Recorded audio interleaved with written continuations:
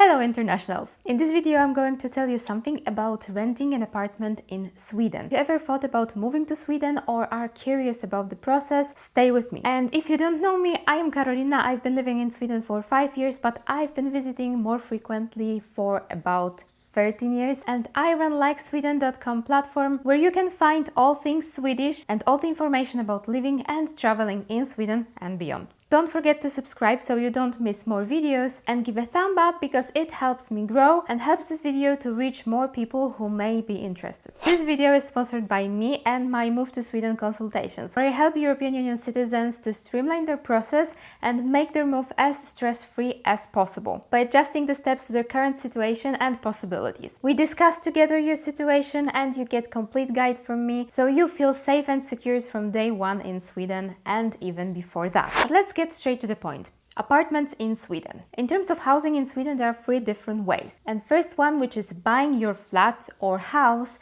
is usually not available for foreigners, especially if you don't have secured enough funds, because purchasing a property and getting your mortgage here in Sweden would be impossible if you don't have any history, don't exist in the system, which obviously in the beginning you don't. So what is left for you is renting an apartment. And to do so, there are 2 different ways. First-hand contract and second-hand contract. First-hand contract would be more difficult to achieve for one particular reason. You don't exist in the system. But what does the first-hand contract even mean? In Sweden, the housing system is mostly based on housing associations, where many landlords create an association and they're financially responsible for all the apartments and common parts of the common areas, like the neighborhood, the building maintenance, stuff like that. And usually while buying the apartment, you're not buying the property itself, but you buy the right to live in the apartment, which is part of the particular housing association. So in terms of housing associations, there are 2 types of them, communal ones and private ones. Communal ones are usually cheaper, but the biggest downside of them is you have to stand in line and queue for these apartments, usually for many years. And of course, the cheaper the apartment and the more attractive the offer is, the more people will be queuing for the offer and the less chances you have, especially in the beginning when you're just arriving to Sweden. Private housing associations usually don't have queues. They choose their tenants based off their criteria, and it's usually based on the financial criteria. How much do you earn? How many people is going to live in the apartment? How far is your job from the address you want to rent the apartment in? Do you have any debts noted in the system? Do you have your personal number? So if you already exist in the Swedish system, and those criteria may vary from association to association. You just need to check them out individually. In some of the associations, you sign up for the queue on their website. Some of them have website aggregators where you can find offers from different companies. Naming few popular ones would be Boplatsyd on the southern Sweden, like Skåne, for example, or HomeQ, which have different cities in the whole Sweden, and is publishing announcement from associations like Ikano. Stockholm, due to extreme difficult housing situation in the city and the area, has slightly different rules. No matter if you're looking for apartment in a communal or private association, there is just one website where all the listings are published, and you sign up for the apartments there, and there's a huge line no matter if you're signing up for apartment from communal or private housing association. First-hand contracts are hard to get, but are the safest option of housing here in Sweden. Nobody cares if you have pets. Usually nobody cares if you smoke. However, there are some apartments that are listed as smoke-free, which means you're not allowed to smoke in the apartment and the neighboring areas. Usually with first-hand contract apartment there is no deposition and the contract is signed for unlimited time, with small exceptions. And usually these contracts have 3 months notice, no matter which party wants to end the contract, whether it's the landlord or a tenant. And these contracts are usually a little bit better secured legally. And then there is second-hand contract. And here you need to recognize if you are renting from someone who is already having their first-hand contract, which means hyresrätt, or someone who owns the apartment or actually owns the right to live in the apartment, which is bostadsrätt. Because in each of these cases, the rules will be slightly different. Generally speaking, second-hand contracts are more expensive than the first-hand contract. Usually these landlords don't allow you to smoke or keep pets in the apartments. So if you're moving to Sweden with your dogs or cats, that could be an issue and a problem. Because majority of these places don't allow pets, and these which allow are disappearing from the market in seconds. second. On the contrary to first-hand contract, where furnished is only bathroom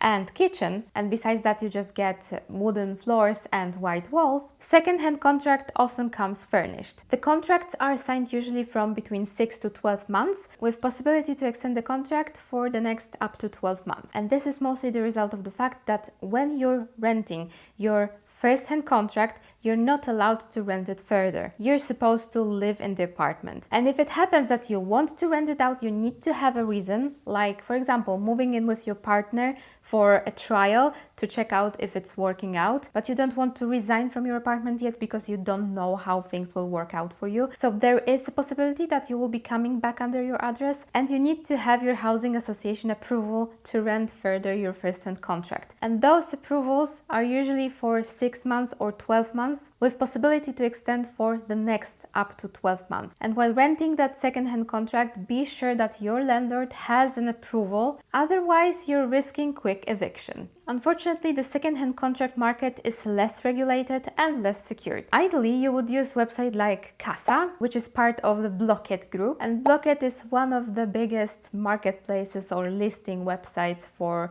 example, selling your old or giving away your old furniture, old clothes, or anything. Casa is going to secure your lease terms, but still you need to be careful, not necessarily about money that you're paying, but for example about the condition of the apartment. But many people, and I think it's still most of the people renting the second-hand contracts, are using Facebook Marketplace to find their listings, or maybe Facebook groups, local groups where people are just placing their apartments for rent. To avoid the scams, you need to follow quick, easy rules. First of all, no paying money until you have your contract signed. This is usually something about the most attractive offers.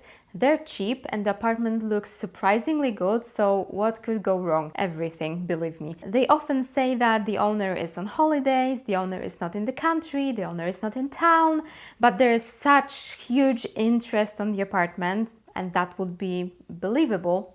Of course, it's cheap and beautiful condition, that you need to pay the deposit in advance before even the owner comes back to town so you can sign the contract.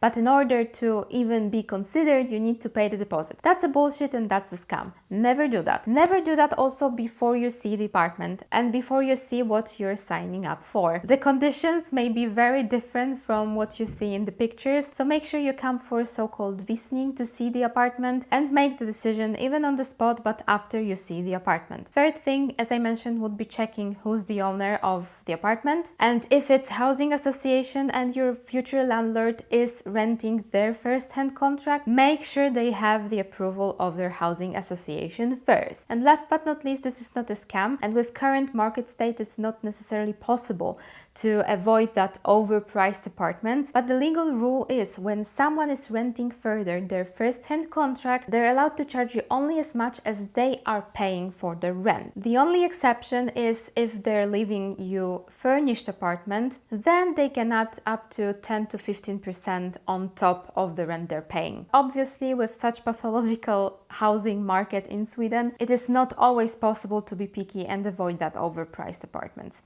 So I'm just mentioning the rule exists, but not many people actually follows them. And these listings which follow these rules are actually disappearing within minutes, so we need to be very lucky to be able to rent that apartment. Okay, so now moving on.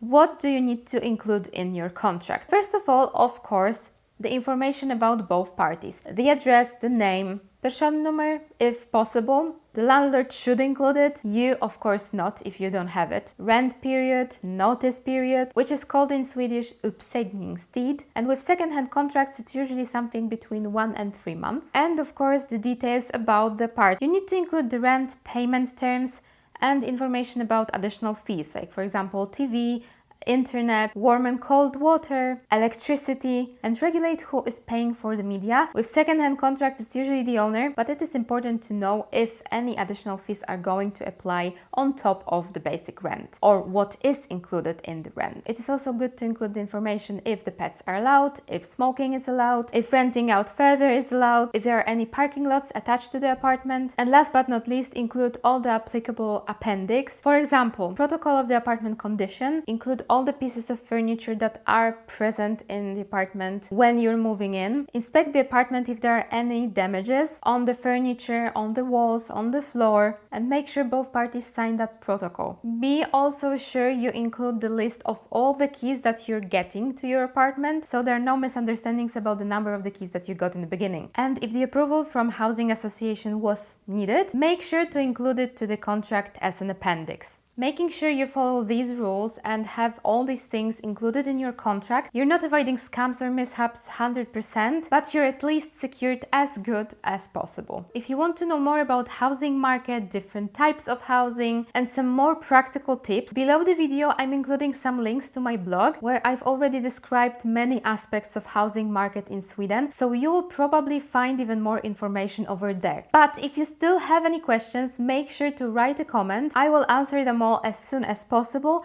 and record a video about them if needed. And if you want to get an advice about moving to Sweden that matches your current situation, make sure to check out my Move to Sweden consultations. Link is also available under the video in the description. If you find this video useful and you've learned something new, be sure to leave a thumb up and a subscription. And I'm seeing you in the next video.